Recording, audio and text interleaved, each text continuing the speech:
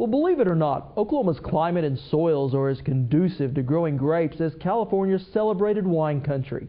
In fact, vociferous grapes, those grapes used in winemaking, are one of our state's fastest growing crops. This week, we start our show looking at Oklahoma's wine and grape industry, and we begin by heading to the small town of Slaughterville for their second annual wine festival.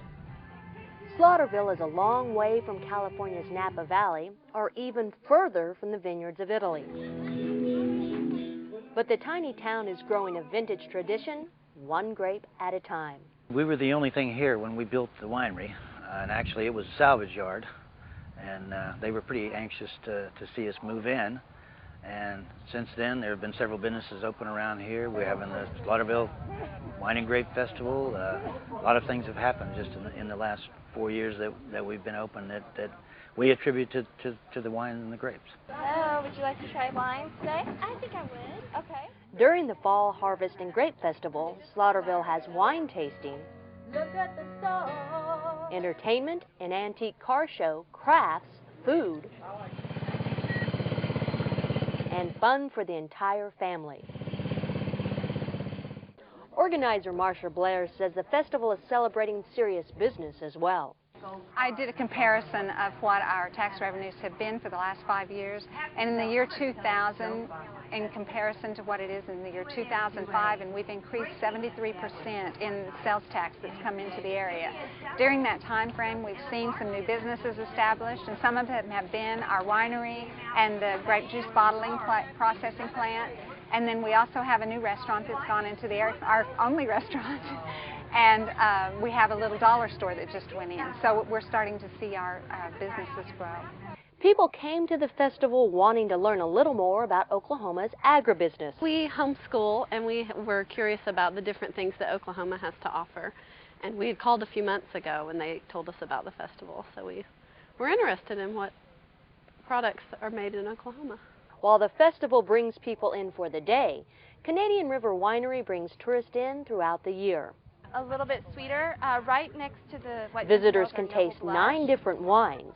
Gifts are available for wine connoisseurs, and the winery even crushes grapes for hobby winemakers throughout the area. We're really in an agritourism business, which is kind of a thing that people want to do now, because with so much urban population, people don't understand how food is grown. And most people who come out here have never seen a grapevine and don't understand how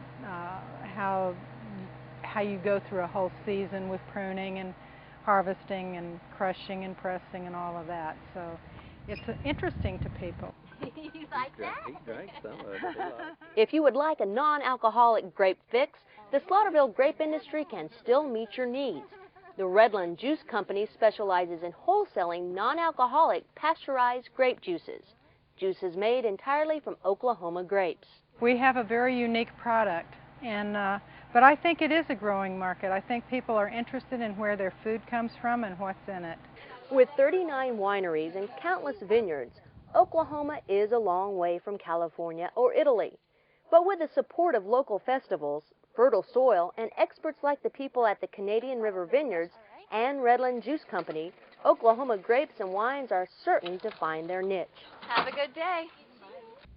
Now, Kathy Hulsenbeck joins us now from Studio B. So, Kathy, how important is the grape industry in Slaughterville? Rob, it's pretty important. The tiny town has seen a 73% increase in its tax base since the first winery opened 5 years ago. Not only have the grapes grown, but other businesses as well.